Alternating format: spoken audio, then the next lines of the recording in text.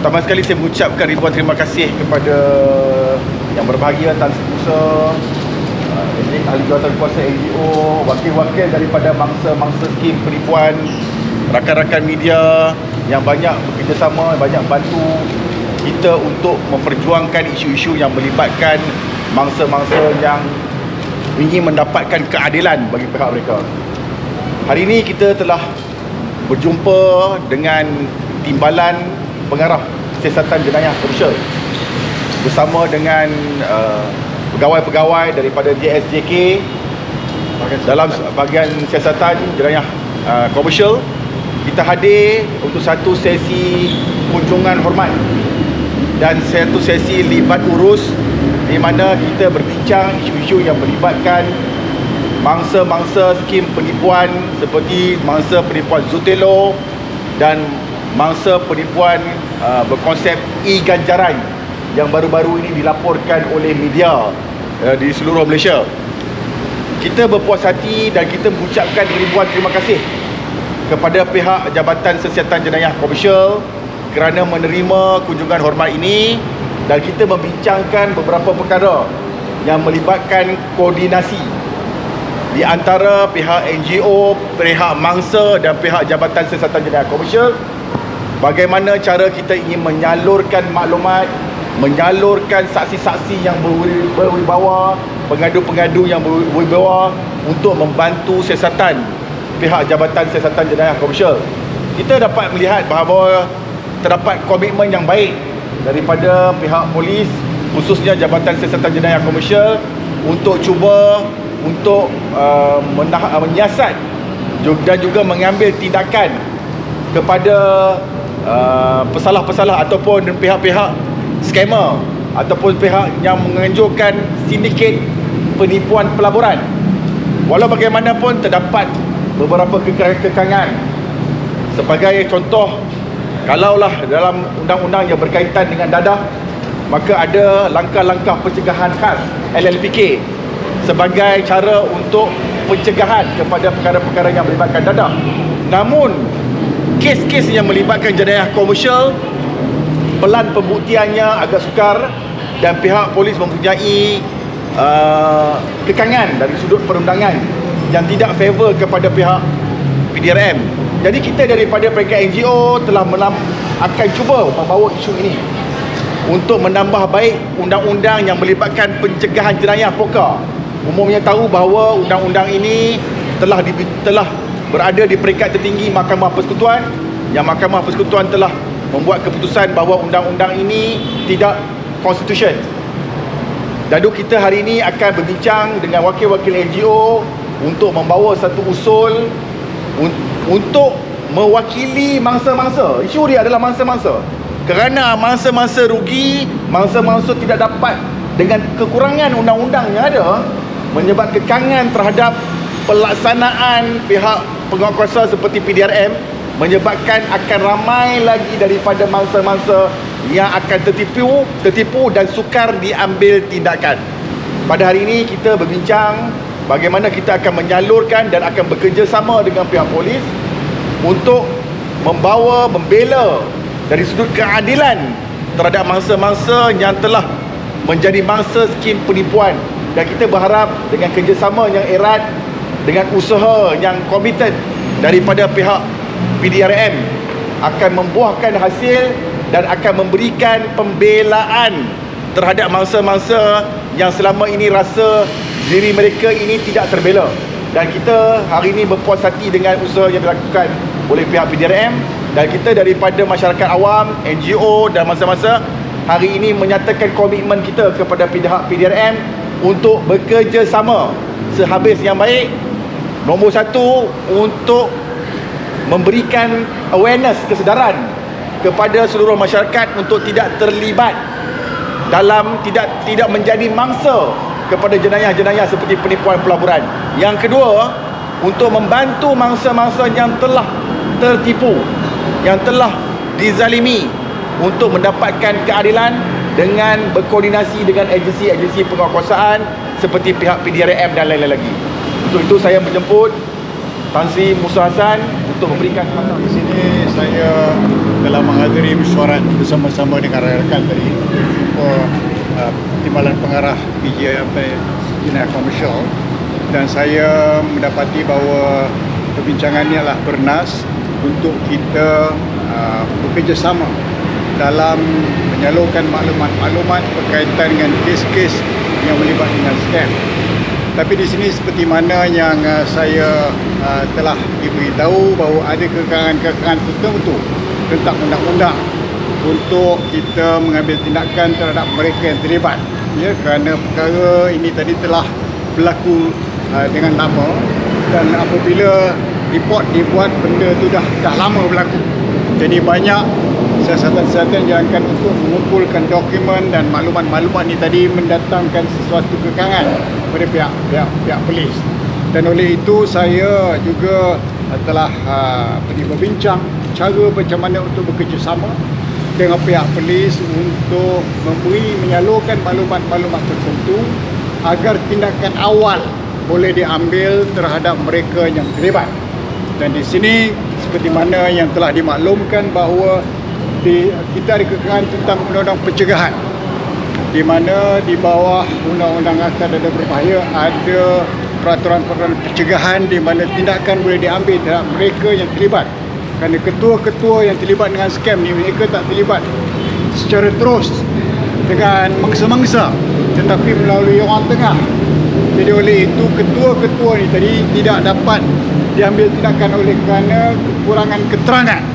Jadi kalau ada undang-undang pencegahan ni tadi, insya-Allah seperti POKA, dia perlu diwujudkan semula untuk kita menentukan bahawa rakyat Malaysia selamat daripada kegiatan-kegiatan sindiket-sindiket yang ingin menjalankan penipuan scam dalam negara. Ya, dengan itu saya akan bekerjasama dengan pihak polis untuk pihak kerajaan mewujudkan semula undang-undang pencegahan bagi kita membenteras kegiatan-kegiatan penipuan yang dilakukan oleh sindiket-sindiket terlibat. Okey, insya-Allah. Terima kasih. Mungkin wakil mangsa tu. Okay. Selamat petang semua rakan-rakan. Saya nak ucapkan ribuan terima kasih kepada media-media, CBC, MHO kerana terus berjuang bersama mangsa Zutelo. Saya yakin hari ini JSJK akan melaksanakan tugas yang akan membawa sindiket ini berhadapi dengan hukuman Malaysia. Terima kasih. Terima kasih semua. Ada soalan? Tan Sri nak tanya kenapa banyak kes scam ni dia sampai peringkat IO saja. Kenapa masa-masa terpaksa ambil tindakan bawah sivil, kenapa tidak commercial crime? Itu yang telah kita bincangkan dengan pihak polis tadi. Katakan bahawa kadang-kadang anggota-anggota di bawah ni dia tidak faham, ya, bahawa tentang perundangan, dan berkemungkinan mereka tidak cukup keanggotaan untuk menjalankan siasatan. Jadi oleh itu saya telah memaklumkan kepada pihak Commercial Crime bahawa kita akan terus menghubungi mereka supaya report-report sedemikian dapat disiasat. Untuk makluman tuan-tuan semua bahawa pihak polis hanya menjalankan siasatan, ya, dan sama ada hendak dituduh di mahkamah atau tidak, itu adalah kuasa budi bicara peguam negara. Okey, kadang-kadang apabila disiasat oleh kerana kekurangan bukti, ia tidak dituduh. Tapi jangan ingat bahawa polis tak siasat, dia siasat. Tetapi kadang-kala apabila sampai ke peguam negara, mereka dapati bahawa kekurangan keterangan-keterangan yang kukuh untuk mereka di mahkamah, maka itu sebab tak di mahkamah. Walau bagaimanapun saya telah memaklumkan pada pihak polis setiap tindakan yang mereka ambil patut dimaklumkan kepada masyarakat. Okey, sudah masyarakat tahu bahawa pihak polis telah menjalankan tindakan mereka. Ya? Walaupun tidak dituduh, tetapi itu sebab saya kata kita perlukan undang-undang pencegahan untuk membawa sindiket-sindiket ini ke muka pengadilan. Kerana mereka kadang-kadang ketua-ketua ni mereka tak terlibat secara langsung. Mangsa-mangsa pelabur ni tadi tak pernah jumpa ketua ni. Mereka ni jumpa orang tengah saja. Jadi untuk kita menghapuskan ataupun membantras sedikit-sedikit yang tadi, kita perlu ada undang-undang pencegahan. Tapi sekarang ni poker tidak dapat dikuasakan because of pihak Mahkamah Persekutuan telah membuat keputusan tentang poker. Jadi saya harap pihak kerajaan akan mewujudkan satu undang-undang pencegahan untuk kita membantras perkara ini. Ya, Hanya khusus untuk jenayah komersial lah, Tan Sri. khusus untuk semua jenayah. Semua jenayah. Semua jenayah termasuk crime of violence yang melibatkan sedikit-sedikit haram. Jadi adakah perkara ni akan bawa ke AG ataupun Menteri Undang-Undang Saya akan cuba untuk berjumpa dengan Menteri Dalam Negeri untuk dibincangkan perkara ini tadi, dan juga akan berjumpa juga dengan Menteri Undang-Undang, insyaAllah. Jadi akan hidupkan balik poker. InsyaAllah. Perlu ada. Tapi Tan Sri, adakah wujud pembabitan bank sebenarnya secara langsung, pembabitan bank dan dengan sindiket ini? Okey, sebab itu kita tidak ada keterangan lagi, tetapi saya menyatakan bahawa bank-bank juga perlu bertanggungjawab. Sekiranya mereka mendapati ada pengeluaran wang-wang oleh pelanggan mereka dengan jumlahnya besar, kontak pelanggan dia dulu, tanya betul tak dia ada buat pengeluaran tersebut. Ya, kadang-kadang apabila tidak ada buat benda ni, katalah transaksi ni tak pernah dibuat begitu, tapi satu hari tu dia keluar secara banyak, jadi bank patut curiga dan kontak kepada pelanggan sama ada betul atau tidak dikeluarkan wang tersebut. Kadang-kadang ini jadi penipuannya begitu. Jadi saya harap pihak bank juga bekerjasama dalam menentukan bahawa mencegah supaya scam ini tidak berlaku terhadap pelanggan-pelanggan mereka. Kerana bank juga mempunyai tanggungjawab untuk menjaga kewangan pelanggan mereka. Ya? Jadi ketua-ketua sindiket ni, adakah mereka orang yang sama dalam pelaburan yang berbeza namanya? Berkemungkinan. Ya, kadang-kadang apabila dia tak buat sindiket, dia tutup. Kan dia buka platform lain dengan orang yang sama. Ini yang perlu kita siasat. Modus operandi dia sama kan? Ya. Modus operandi dia sama. Lebih kurang sama. Tan Sri, apa yang menyukarkan untuk membuktikan dalam kemudian Ya, kes yang macam ni? menyukarkan adalah kerana benda itu dah berlaku lama. Dan di sini kadang-kadang pada permulaannya kita nampak benda tu jalan dengan betul. Kerana pelabur-pelabur mendapat dia punya hasil. Tapi lama kelamaan dia tak ada langsung. Jadi ini kita kena educate rakyat kita supaya tidak mudah percaya kepada pelaburan-pelaburan macam ini. Dan kalau boleh, kontak bank negara untuk mengetahui sama ada pelaburan ini tadi pelaburan yang sah ataupun tidak. Ini untuk mereka mendiri mereka sendiri supaya tidak rugi. Jangan kita ingat kita akan dapat lumayan, kita jadi tamak, kita nak masuk surah akhir habis semua. Okay. Jadi ini hanya orang awam kena faham. Terima kasih, Tan Sri. Terima kasih. Ada soalan? Okey. Dah, tak ada soalan? Terima kasih banyak. Flag pun lambat. Satu bank negara aja ada watchlist. Sedangkan sepatutnya saya rasa PDRM pun kena ada watchlist. Tidak hanya bergantung pada BNM. BNM sekarang memang ada watchlist. Saya rasa watchlist kan, alert list. Tetapi kadang-kadang saya nampak alert list tu pun agak terlewat. Jumlah jutaan penipuan dah berlaku. Dan cuma saya rasa perlu ada agensi baru, agensi seperti Jabatan Siasatan Jenayah Komersial pun perlu mewujudkan alert list. Alert list bukan hanya bergantung kepada BNM saja. Jadi sebab dengan mungkin memberitahu apa, sebab kebanyakan daripada scam-scam sekarang ni dia menggunakan modus operandi Telegram, menggunakan penipuan melalui Telegram. Jadi BNM, PDRM pun perlu terlibat dalam mengeluarkan alert list lebih awal. Bermaksud kalau ada saja nampak pattern program tu boleh berisiko untuk mendatangkan kerugian dan penipuan, masukkan dalam alert list. Bila dah masuk dalam alert list, kita boleh, pengguna yang ada, pelabur-pelabur yang ada boleh rujuk dan dia boleh viralkan. Kita sama-sama bantu untuk tularkan bahawa ini adalah perniagaan-perniagaan ataupun pelabur-pelaburan yang berisiko. Sebab kalau kita nak tunggu dah dia orang tak bayar, kebanyakan dia orang dah lari. Kita kena bagi alert list waktu ketika dia masih bayar lagi. Supaya, sebab kalau tunggu tu dah terlewat. Kebanyak by that time dia orang semua dah bawa keluar duit dah keluar negara. Jadi sebelum awal-awal lagi kita dah kena masuk ke dalam alert list. Kita mencadangkan kepada PDRM juga perlu mempunyai alert list. Bukan hanya agensi seperti bank negara untuk mewujudkan alert list kepada rakyat masyarakat Malaysia. Tapi yang sebenarnya itulah bang, sebenarnya isunya adalah undang-undang pencegahan. Kita punya masalah utama kita adalah undang-undang pencegahan. Apabila ada ruling daripada mahkamah menyebabkan pihak, sebab sindiket dia akan guna proksi. Dalam bahasa mudahnya dia akan guna dia punya macai dia lah, bahasa mudah. Dia guna orang proksi ataupun penama-penama yang tidak mempunyai apa-apa aset, yang tidak ada kisah untuk berdepan dengan risiko saman sivil, dan tidak kisah dibankruptkan dan dimufliskan. Risk taker. Orang ni semua orang yang nothing to lose dari sudut sivil. Dan dari sudut jenayahnya, orang ni boleh, dalam bahasa yang mudahnya, dia boleh come and go. Dia boleh pack dan hilang, individu-individu ni. Jadi untuk nak buat dengan direct, orang ni tak akan wujud.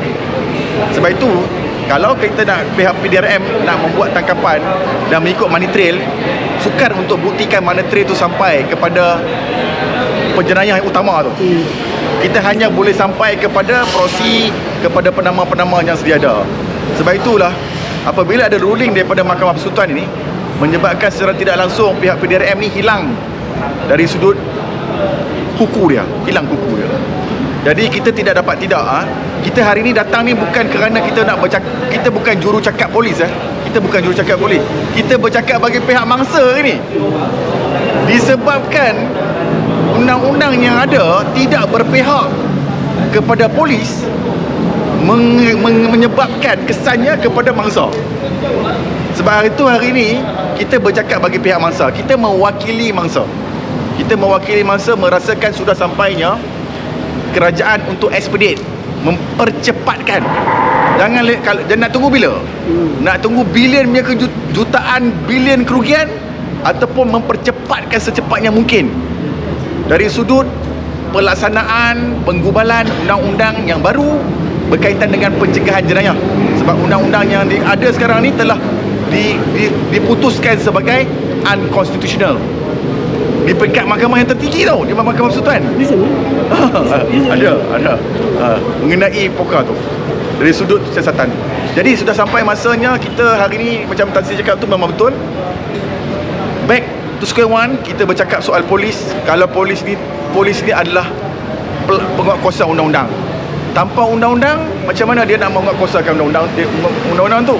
Jadi kita daripada peringkat mangsa, mewakili mangsa, hari ini bercakap bukan bagi pihak polis, bercakap bagi pihak mangsa. Kita perlu ada satu undang-undang yang lebih ketat, undang-undang yang lebih bersifat pencegahan untuk mencegah seramai mungkin mangsa-mangsa jenayah dalam keseluruhan jenayah dan juga jenayah siasatan, jenayah komersial. Selalunya orang nampak melihat kalau undang-undang yang berkaitan dengan jenayah, contohnya kena pukul, cepat saja tindakan ambil. Tapi bila melibatkan jenayah komersial ni, tindakannya agak kurang laju. Mungkin adalah kerana antara salah satunya adalah melibatkan akta keterangan tersebut, Evidence Acts.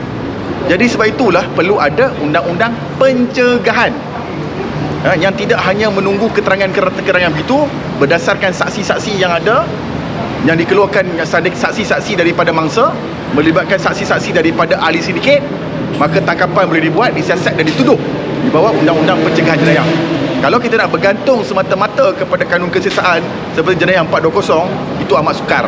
Contohnya saya boleh katakan bahawa sekiranya pindahan wang yang dilakukan bukan dalam bentuk bank, dalam bentuk kripto, USDT, amat sukar untuk nak dibuktikan menggunakan akta keterangan, menggunakan pengesahan daripada perbankan. Jadi sebab itu kena ada undang-undang pencegahan jenayah. Jadi kita akan rasa kita berbincang dengan MCC, kita akan bawa perkara ini kepada peringkat KDN, kita akan bawa, kita dapat maklumat bahawa telah ada usaha ke arah itu, tetapi kita ingin mempercepatkan usaha tu satu, mempercepatkan usaha tu nombor dua. Kalau ada usaha dan usaha tu mengambil masa yang lama, kita hari-hari akan berdepan dengan mangsa-mangsa yang baru.